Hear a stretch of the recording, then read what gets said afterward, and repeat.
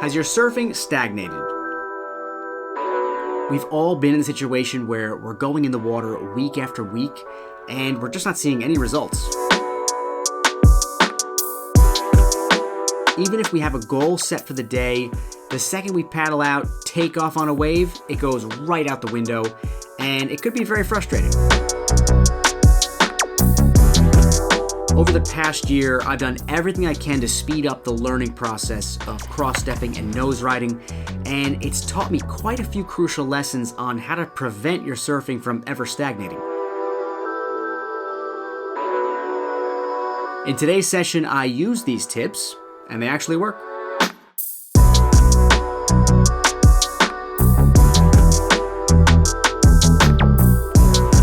Having this YouTube channel has put me in a unique situation which is very conducive to learning quickly. Hi! Luckily, you don't have to make videos to get the same results.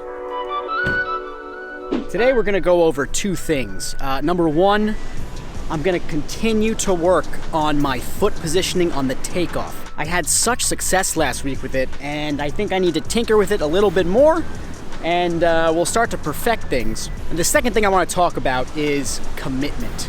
I make a YouTube video once a week about some sort of specific longboard surfing technique, and because of that, I will often sacrifice a good wave for the sake of the video. So I kind of am forced to commit to what I'm working on, but you should do the exact same thing. Don't worry about wiping out, don't worry about losing waves. Stick to the goal you wanted for that day, and your surfing will stop stagnating.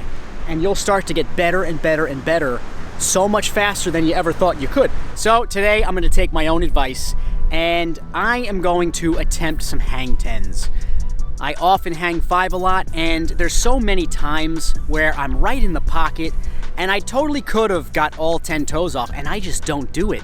So I'm gonna commit to hanging 10 today, and it doesn't matter whether I get a good one or not.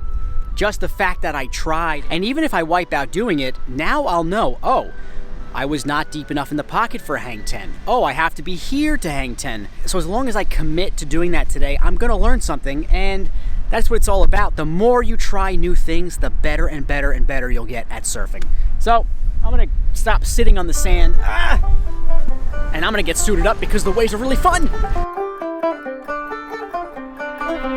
It's very rewarding when you say you're going to accomplish something and then actually do it.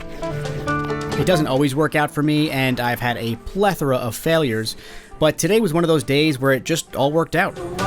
My understanding of nose riding grew on a few levels, and I'm going to try and explain how it all came together through a simple commitment. I'm in the mood for a Texas rainstorm. Open the sky, feel the wildfire free. I'm in the mood for a judgment time come.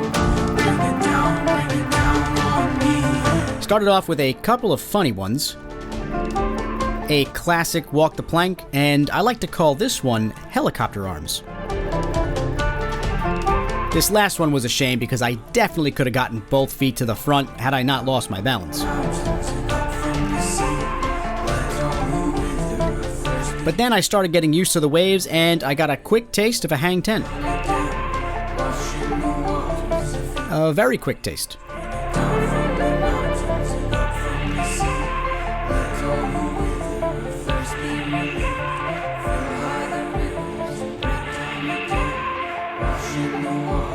Even though it was short, after I got my first hang 10, my confidence grew.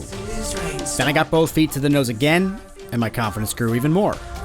This confidence-building snowball effect led to one of the best sessions I've ever had.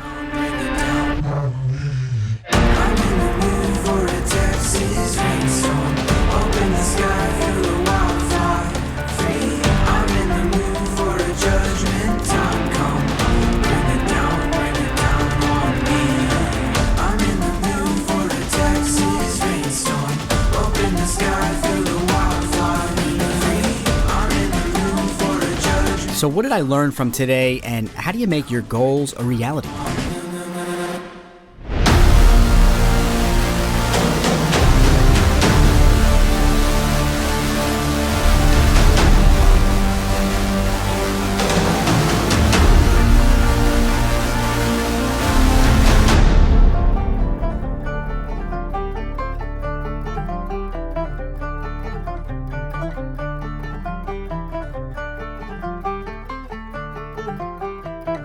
If you've ever had a surfing epiphany yourself, make sure you comment your experience below because I'm always curious of different ways people learn.